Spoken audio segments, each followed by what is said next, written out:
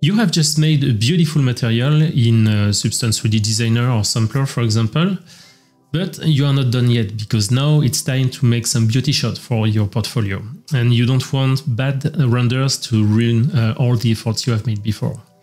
So in this tutorial, what we're going to do is actually to make a 360 turntable of a sphere ball in Substance 3D Stager. Sphere ball is a quite common render and almost mandatory for your portfolio.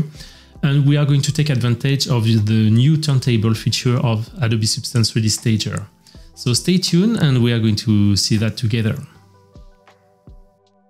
For this tutorial, I'm going to use a free material from Adobe Substance 3D Assets. So to find it, you can go to All Assets, Free Assets, and this will be the Sci-Fi Shuttle exterior panel. You can also use the Creative Cloud desktop application, in French in my case, but it works in any languages.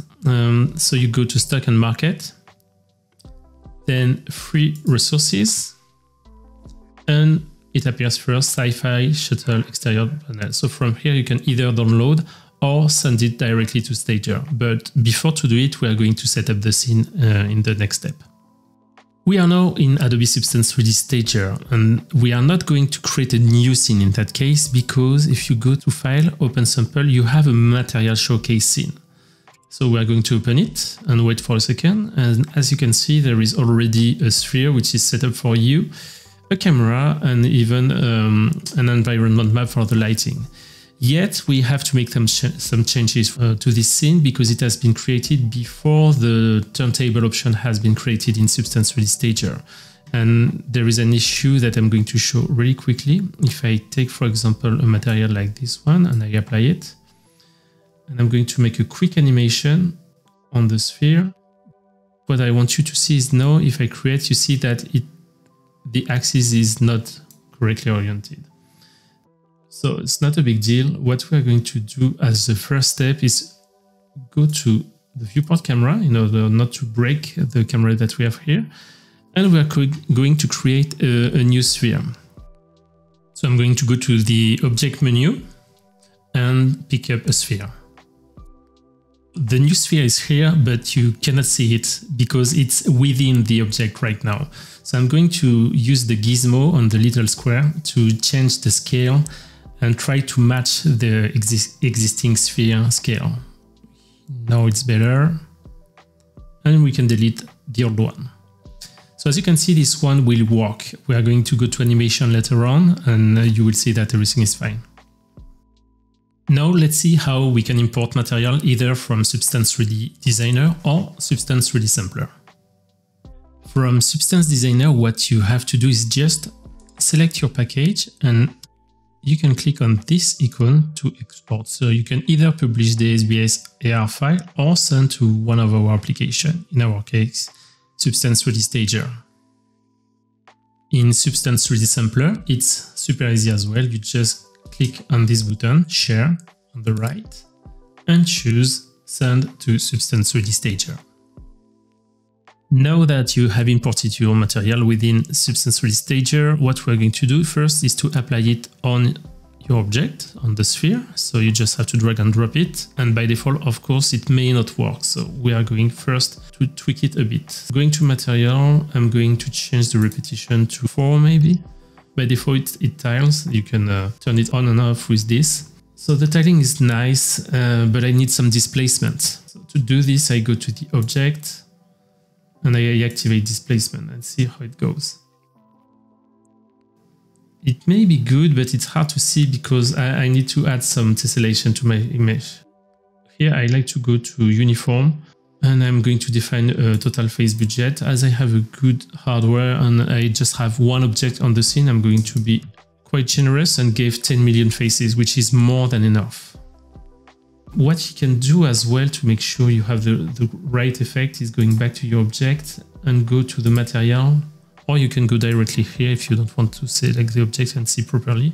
And we are going to define the scale of the height map and of the tessellation. So I go here to height, and here you have 8 scale, 8 level. So the level I won't touch, and I will adjust a bit the height scale. This is really up to your material. It may be different in your case. So yeah, it's good for me. And now I'm going to make sure that the resolution is at the maximum. So I have all the details, the fine details. Once again, it's for a beauty shot render, so I really want the maximum quality. Another parameter you may want to play with is the focal length, which is located under the camera settings. And what is the focal length? Actually, it lets you define the field of view of the camera. So in my case, for example, I may have a material which is like 2 meters tall, but in your case, it may be a fabric, which is smaller. So if I play with the focal length, you will see that it will change the field of view, but it will also give the feeling that your object is closer or farther. So that may not be what you want to do. You can press 7 or go in the settings here and choose the fixed dolly cam, which will both change the distance and the focal length at the same time. So it will give the feeling that your asset is not moving, but it will change the perspective of it.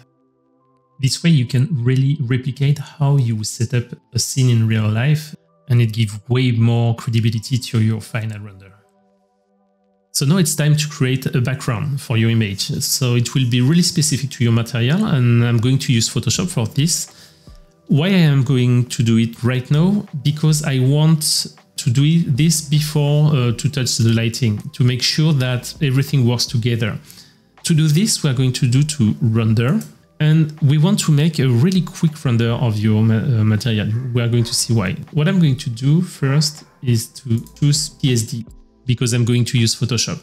You may want to use another image editing application, but in my case, it's easier to use Photoshop. And in the settings, I'm going to go to something like medium. And I'm even going to cap the max time to 10 or 20. It's not really important. I'm not aiming for quality, but more to get some a PSD with all the data that are needed. So let's take 20 seconds and let's make a quick render. I'm just checking that it's the right camera. It's the case. And I'm doing render.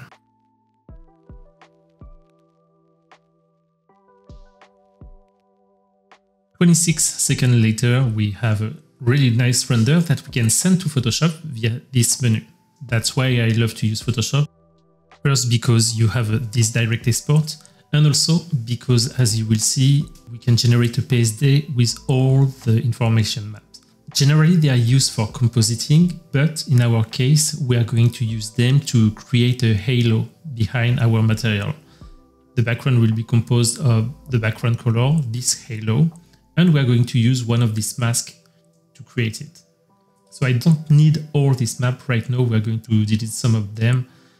I don't need the background image. The background color, I will keep it so I can tweak it. And I'm going to keep just one of these masks. Let's rename it quickly. And now we are going to turn it in black and white. First step, I'm desaturating it. And then I'm going to make just a small level on it. So it's black and white.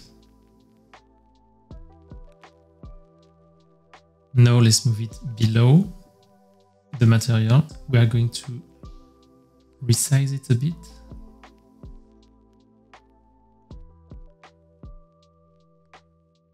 Okay, seems good like this. And now let's make a Gaussian blur to give this halo effect and see how it goes. These are steps that you can really adjust to your need. There is not one recipe. Now, let's tweak the color below. In my case, at its sci-fi material, I'm going to use like a bluish, greenish lighting background. That's what I have in mind. But once again, feel free to adapt to your need. Seems good this way. Now we are going to reactivate the halo layer, change the blending mode to linear dodge, and as it's a bit strong to my will, I'm going to change the scale a bit and diminish it and tweak until I get an effect I want. My goal is to really separate the material from the background so it really shines. Finally, I will import some logos to personalize the stager logo first and my own logo. I'm going just to make sure they are the same size and that they are aligned, and we should be good to go. Finally, we can just hide the material layer and our background is ready. So let's export it and let's go back to Substance Release Stager. To apply the background, you just have to drag and drop it to the background of your scene. Here we go. Now we are going to focus on lighting, which is obviously a very important step to showcase your material. So the first step is going to be sure that ray tracing is activated. So on the top right, turn ray tracing on if it's not already the case. In Substance Release Stager, most of the lighting settings are under environment. By default, we already put an environment map, which is made to showcase material, but for the sake of learning, we are going to start from scratch. If you are satisfied with this one, you can definitely advance the video until the rendering part. In my case, I'm going to delete it first. As you can see now, the scene is completely black. And I'm going to go to the lighting section in the starter assets on the left, choosing the 3-point lights. This setup is very common and very effective to lit a single asset like this material. In order to tweak effectively this setup, what we are going to do is to make sure one light is active at a time. So first with the key light, which is the most important one because it defines the main highlight of your model. And in order to place this highlight, you can play with the rotation and height parameter. But there is a better way. You have a feature called M-Light Add Point, which just lets you place the highlight by clicking on your model. This is way easier to do. So in that case, for the key light, I'm going to look for this angle, top right angle, which gives a good overall lighting. Now I'm going to go to the fill light, which is a complement light generally opposed to the fill light, and we are going to put it bottom left. So once again, I'm going to use the M light, place it over there, find the right spot for me. And I'm going also to increase the size so I don't have a strong highlight there like the key light. Now we are going to give a color to this fill light to give an ambience to your scene. In my case, as it's sci-fi related, as I said before, I want this bluish greenish color. And now we are going to see how it works with the key light. Generally, I want the key light to be white, so we see the true color of your material. And here you see that there is a shadow part in the middle.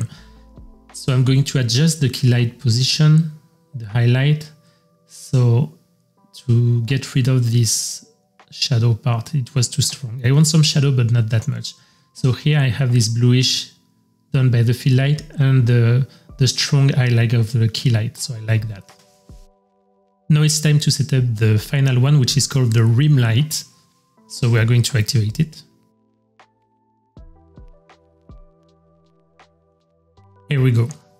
One of the main roles of the rim light is to help separate your asset from the background. Once again, in that case, I'm going to adjust a bit. I want it to be top, but a bit more top left because we already have a strong key light. This works well. And this is the final result of the 3 lights together.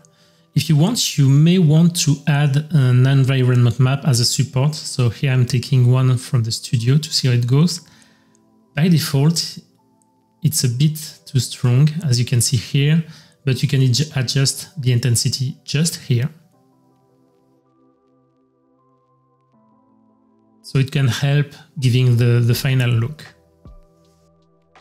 And it's now time to set up the animation for our project. So as you are going to see, it's fairly easy in Substance Release Stager. To do this, we are going to select the sphere. And as you can see now, there is an animation panel on the right. Click on it. And you have two kinds of animation. You have the orbit one and the spin one. If you select the orbit one, your object will rotate either around a point or another object, like the moon around the Earth, for example. For the spin animation that we are going to use right now, It's the object rotating around itself. So it's really fairly easy to understand. Let's check in the timeline. Here we go. As you see, you have a nice 360 animation. And you also have different parameters, like a way to offset the rotation point. You can change the duration time for the animation for this object and also the rotation angle in case you don't want a 360. You also have different kind of animation. I invite you to test them. We are not going to see them now. So if we try the animation right now, we can see that 3 seconds is a bit too fast. We cannot appreciate the material. So we are going to put another value. In our case, 15 will do a great job to have a nice and smooth animation. You may also be interested in animating light rather than materials. By default, in Stager, you cannot animate light, but fortunately what you can do, you can animate the camera orbiting around the material at the same speed, and it will give the feeling that it's the lights which are animated. To do so, we are going to select the camera and activate the orbit animation. If we try the animation at this point, we will see that it does not work. It's because the duration time for the camera animation is not the same. So let's set it up at 15 seconds, like the sphere. And now you can see that the effect is perfect. For this video, I prefer to animate the sphere rather than the lights, so I'm going to deactivate the orbit for the camera to get back to the previous animation. Our scene is finally ready, so it's time to go to the render panel, located in top left. Since we now have an animation, there is new parameters in the render panel. Like now you have two types of rendering. You can either render the first frame only or an animation. And in animation, you now have the choice for the frame rate. And you also have an evaluation of the number of frames it corresponds to. So this is really important because you will have to render each of these frames. For this example, we are going to set the render at 60 frames seconds.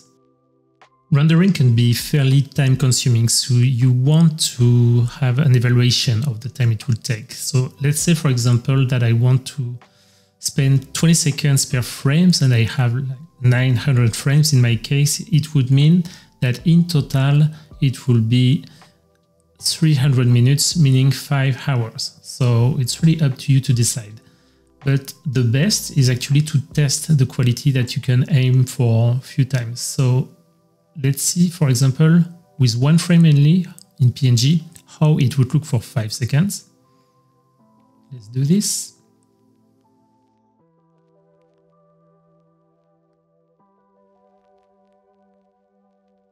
We can see it's not that bad.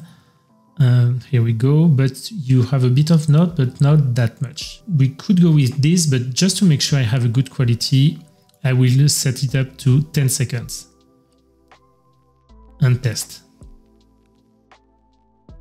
This is something which is obviously depending on your hardware. The stronger, the faster. So it will mean that for the same time frame, you may have a better result if you have a better hardware. So this is something to test and define, but rather to launch the full render, I'm inviting you to test before.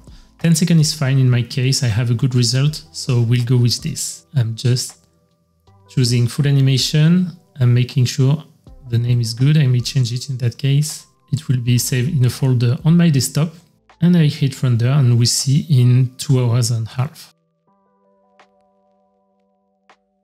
Okay, so we are back 2 hours and 50 minutes later, as you can see here in the counter. And we can open our folder and see all our frames here. So let's do this. As you can see, we have all the frames, 900 in total. So right now, by default, Stager doesn't make a video. This will come in the future, but for now, you can use a video editor like Adobe Premiere, for example. That's what I'm going to do. So I created a small project. I'm going to create a new sequence. I'm going to take this one, for example. Okay, and I'm going to tweak it a bit to pass it at 60 frames per second here. Now what I can do is go to File, Import, and in my folder, I just select the first one and I make sure image sequence is selected. Do Open, and you see that by default it's a 25 frames per second. So we're going to right click on this. If you go Modify, Interpret Footage, and you say assume this one is 60 frames per second, so then you have like your 15 seconds. Once you have done that, you just drag and drop it. So now you see that you have your 360. So you can go to Export, just wait. And now you can double check all the export parameters. Just make sure it's at 360 frames per second and press Export. This is it. So I hope you liked this tutorial. If you have any question, feedback or ideas for a future tutorial, don't hesitate to leave this in the comments. And meanwhile, see you in the next video.